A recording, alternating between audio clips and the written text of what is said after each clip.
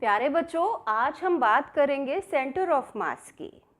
पिछले दिनों हमने पढ़ा motion along a straight line. वहाँ हमने कहा कि if the distances travelled by an object are very very large as compare to the size of the object, then the size of the object can be ignored and the object can be considered to be a point object. लेकिन वहाँ क्या, जहाँ पर कि object large distances travel नहीं कर रहा है, वहाँ कैसे डिफाइन करें मोशन को, कैसे अप्लाई करें Newton second law of motion which is applicable two point objects. बहुत बहुत कॉम्प्लिकेटेड है। मान लीजिए कि ये ऑब्जेक्ट है फाइनाइट साइज और इसमें बहुत सारे पार्टिकल्स। अब जैसे ये रोल करे, अगर ये रोल करता है तो हो सकता है कि कोई पार्टिकल स्ट्रेट लाइन में मूव करे, और यहाँ कोई पार्टिकल है तो वो सर्कुलर पाथ में भी मूव कर सकता है और साथ साथ वो मूव करेगा स्ट्रेट लाइन पाथ में भी। तो कुछ इस तरह की स्पाइरल पाथ हो जाएगी जिसको कि डिस्क्राइब करना इजी नहीं है, बहुत बहुत कॉम्प्लिकेटेड है। ऐसे केसेस में यहाँ पर हम डिफाइन करते हैं concept of centre of mass. क्या होता है centre of mass? Centre of mass of a system of particles is a point within the system on which the total mass of the system is suppose to be concentrated, and if all the forces acting on the system are directly applied to the center of mass, then the system moves in the same way. The motion of the system remains unaltered, remains unaffected. यानी कि एक तरफ system, उसके सारे particles पर कुछ external forces लग रहे हैं, दूसरी तरफ वही फोर्सेस, वही टोटल फोर्स सेंटर ऑफ मास पर लगता है। तो दोनों केसेस में nature of motion is same. अब सेंटर ऑफ मास कहाँ होता है ऑब्जेक्ट में?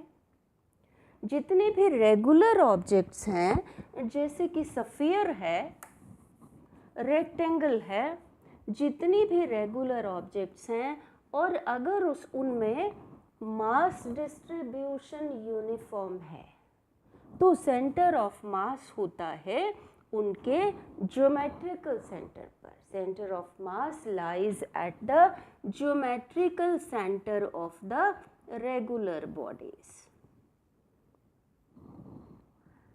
अब मास डिस्ट्रीब्यूशन की बात इसलिए कि सेंटर ऑफ मास डिपेंड करता है मास डिस्ट्रीब्यूशन पर भी। अब इर्रेगुलर बॉडीज में, इर्रेगुलर बॉडीज के केस में हम फाइंड आउट करेंगे कि कैसे निकालें सेंटर ऑफ मास। एक और चीज़ है सेंटर ऑफ मास के बारे में कि अगर फोर्स सेंटर ऑफ मास पर लग रहा है तो बॉडी मूव करती है along straight line without any angular acceleration. आइए देखें। अब जैसे कि ये ऑब्जेक्ट है और सेंटर ऑफ मास पर फोर्स लग रहा है तो ये स्ट्रेट लाइन में मूव करेगी, और अगर हम फोर्स कहीं और लगाते हैं, मान लीजिए इस कॉर्नर पर लगाते हैं तो ये ऐसे टर्न हो जाती, दूसरे कॉर्नर पर लगाते हैं तो ये ऐसे टर्न हो जाता है। लेकिन अगर सेंटर ऑफ मास पर फोर्स लगे तो बॉडी जो है वो स्ट्रेट लाइन में मूव करती है विदाउट एनी एंगुलर एक्सेलरेशन। चलिए अब फाइंड आउट करते हैं position of centre of mass for two particle system. For simplicity, we consider the two masses m1 and m2 along x-axis. So we consider a system of two masses, and these masses are along x-axis. This is origin. x1 is the position of mass m1.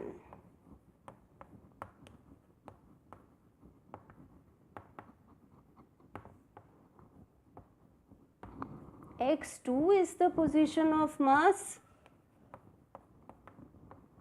m2, and let us say that C is the center of mass and x is the position of center of mass with respect to origin. Position of center of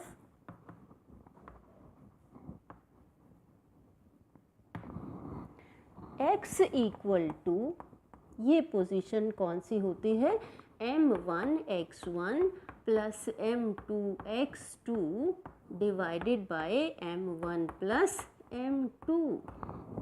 x can be considered as the mass weighted mean of x1 and x2.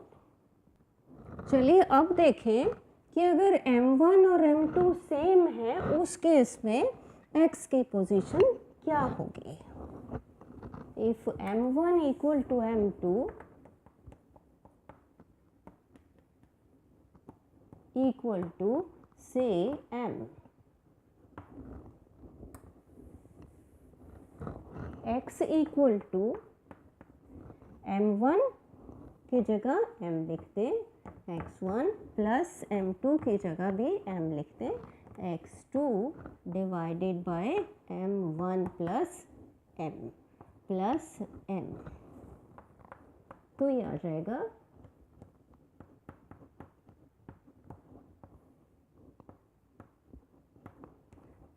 x1 plus x2 divided bye 2, यानी कि इस case में when the two masses are equal, the center of mass will lie exactly midway between the two masses. चलिए अब देखें कि if center of mass lies at origin,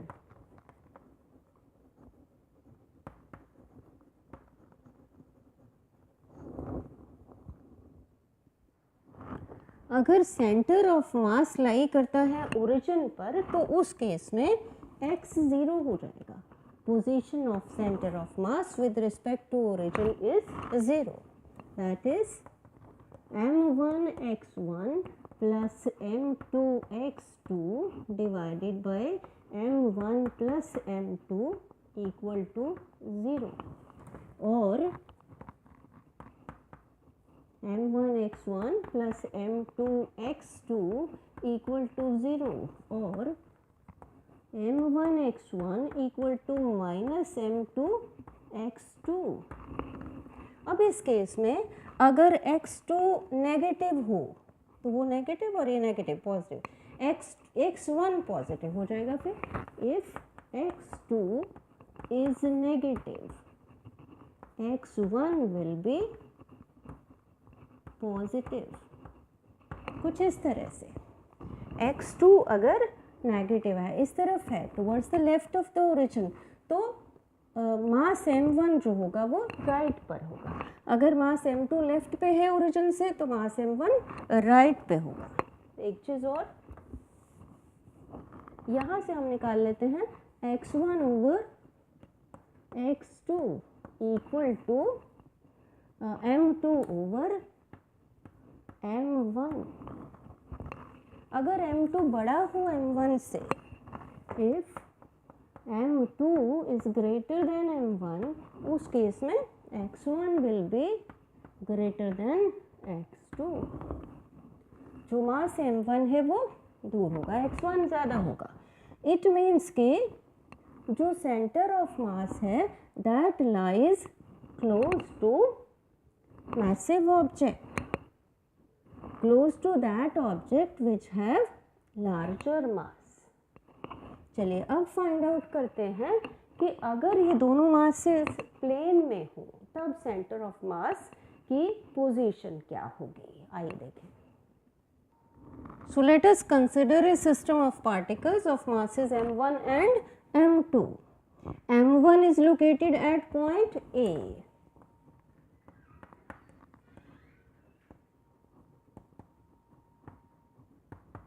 And m2 is located at point B. Let r1 vector equal to OA vector, O is origin, is position vector of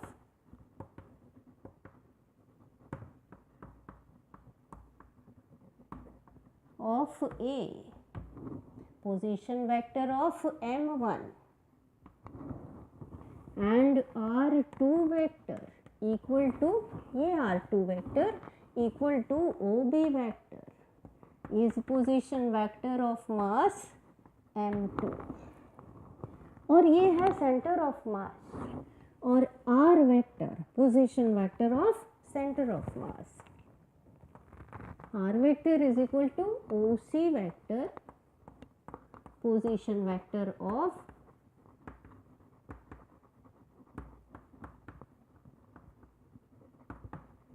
center of mass.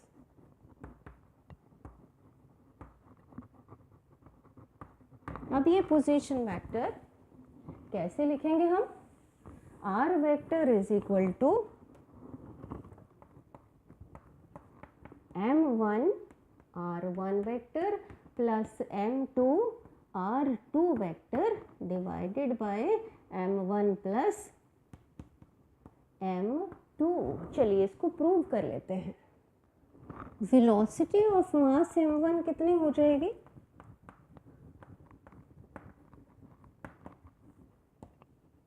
This is V1 equal to rate of change of position vector R1. इसी तरह से velocity of M2 V2 is equal to d by dt of R2 vector.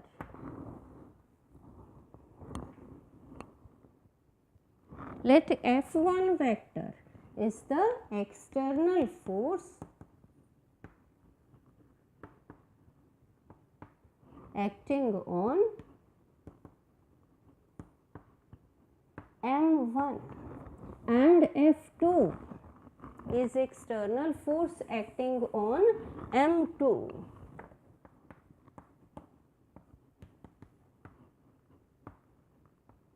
Internal forces भी हैं, ये एक दूसरे पर भी फोर्स लगा रहे हैं. F12 force on M1 bye M2. इसी तरह से F21 force on M2 bye M1. चलिए अब फाइंड आउट कर लेते हैं linear momentum of M1.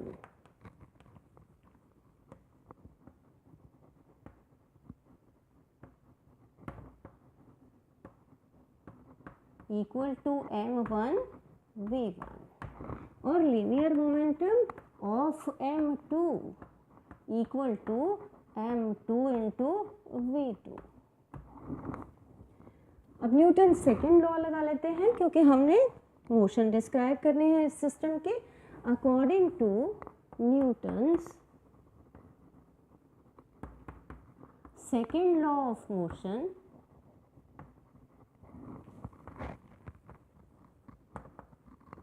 rate of change of momentum equal to force acting on M1.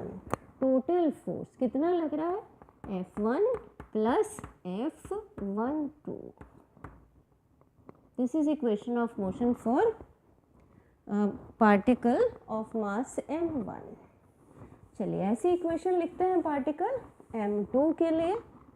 Rate of change of momentum of M2 V2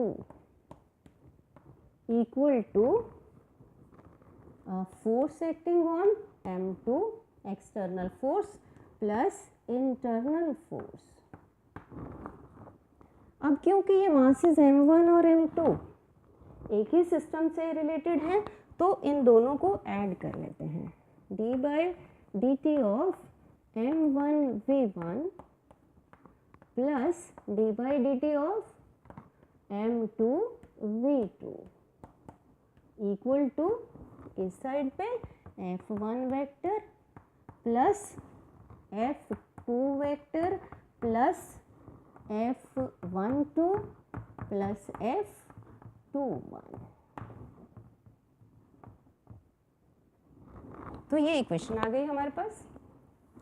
अब according to Newton's third law of motion, ये दो forces F12 plus F21 इनका sum 0 because these two are equal and opposite.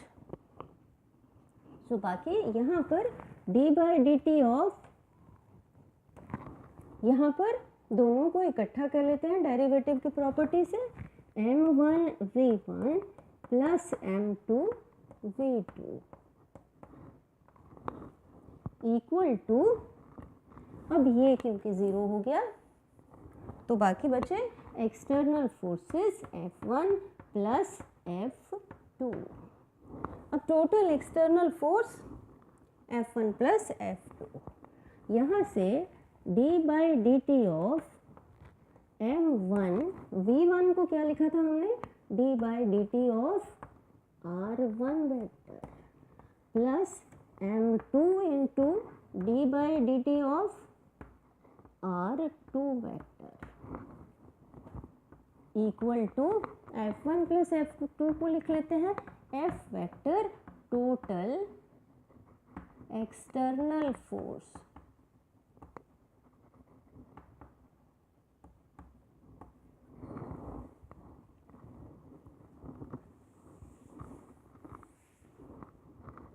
अब यहाँ से d by D T of m1 को यहाँ अंदर लिख लेते हैं डेरिवेटिव की प्रॉपर्टी के हिसाब से, d by D T of m1 r1, इसी तरह से d by D T of m2 r2 equal to total external force. अब क्या करते हैं, इन दोनों को इकट्ठा कर लेते हैं डेरिवेटिव की प्रॉपर्टी के हिसाब से, d by D T of m1 r1 plus m2 r2 equal to total external force. अब यहाँ हम करते हैं कि second derivative d2 by D t square of m1 r1 plus m2 r2, again the property of derivative, double derivative second derivative लिखेंगे equal to f vector. अब इस equation में हम m1 प्लस m2 से मल्टीप्लाई कर लेते हैं और m1 प्लस m2 से डिवाइड, ये हमने m1 प्लस m2 से मल्टीप्लाई कर लिया यहाँ पर, d2 by D t square of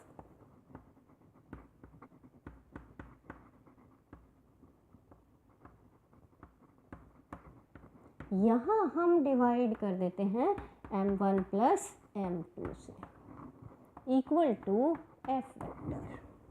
अब इस इक्वेशन को हम कंपेयर करते हैं न्यूटन सेकेंड लॉ इक्वेशन के साथ, F is equal to mass into acceleration, जो कि कंपेरेबल मास, ये मास इधर भी मास, इधर फोर्स टोटल एक्सटर्नल फोर्स, ये भी टोटल एक्सटर्नल फोर्स, और ये जो है d2 by D t square of this thing, this is acceleration, और ये है एक्सेलरेशन ऑफ सेंटर ऑफ मास।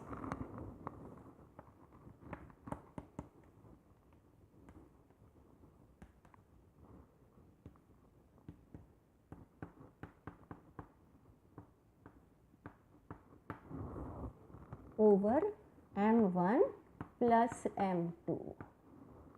तो जब ये सेकेंड डेरिवेटिव है तो it means this must be some position vector, ये पोजीशन वेक्टर है सेंटर ऑफ मास का, that is r vector is equal to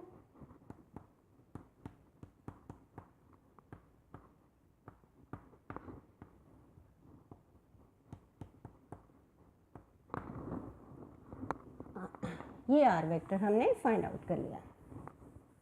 अब अगर इन पार्टिकल्स m1 जहाँ पर लोकेटेड है, अगर इसके कोऑर्डिनेट्स हैं x1 y1 और इस पॉइंट के कोऑर्डिनेट्स हैं x2 y2 और c के कोऑर्डिनेट्स हैं x y, तो हम क्या लिख सकते हैं, position vector along x axis means position of the centre of mass along x axis is given by x equal to and along y axis will be given by y। तो x को क्या लिखेंगे, m1 x1 plus m2 x2 divided by m1 plus m2। इसी तरह से ये m1 y1 plus m2 y2 divided by m1 plus m2। अगर ये स्पेस में हैं पार्टिकल्स m1 और m2, तो एक थर्ड कोऑर्डिनेट भी होगा z। a के कोऑर्डिनेट्स होंगे x1 y1 z1 और इसी तरह से x2 y2 z2 और यहाँ पर x y z। तो position of centre of mass along z axis हो जाएगी m1 z1 plus m2 z2 over m1 plus m2। तो चलिए इनको जनरलाइज कर लेते हैं for n particles. For n particles r vector equal to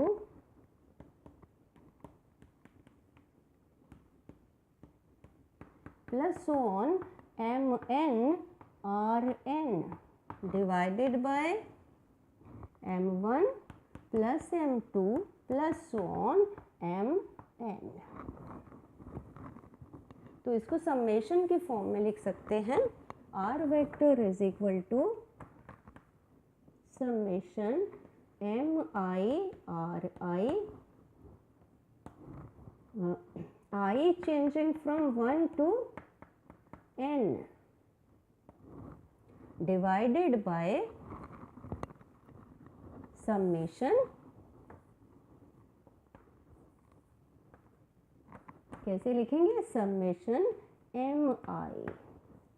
mi is equal to 1 to n, where mi summation I is equal to 1 to I is equal to n, this is equal to total mass of the system। इसी तरह से हम summation x के लिए, y के लिए और z के लिए भी लिख सकते हैं। चलिए अब ट्राई करते हैं एक numerical problem. In an HCl molecule, hydrochloric acid molecule, the separation between the nuclei of the two atoms is about 1.27 angstrom। 1 angstrom कितना होता है, 10 raised to power minus 10 meters। Find the approximate location of the center of mass of the molecule, given that a chlorine atom is about 35.5 times as massive as a hydrogen atom and nearly all the mass of an atom is concentrated in its nucleus। तो यहाँ पर center of mass हमें find out करना है। हम assume करते हैं कि hydrogen atom lies at origin, ये मान के चलते हैं।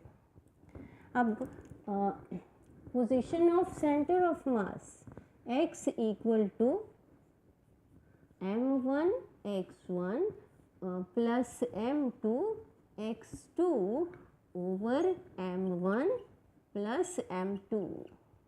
यहाँ पर m1 क्या है, mass of hydrogen atom which is 1 और m2 क्या है, mass of chlorine atom which is 35.5। x1 क्या है, position of hydrogen atom, m1 की पोजीशन, तो ये क्या है, 0, x1 equal to 0 and x2 position of chlorine atom from origin, it is 1.27 angstrom.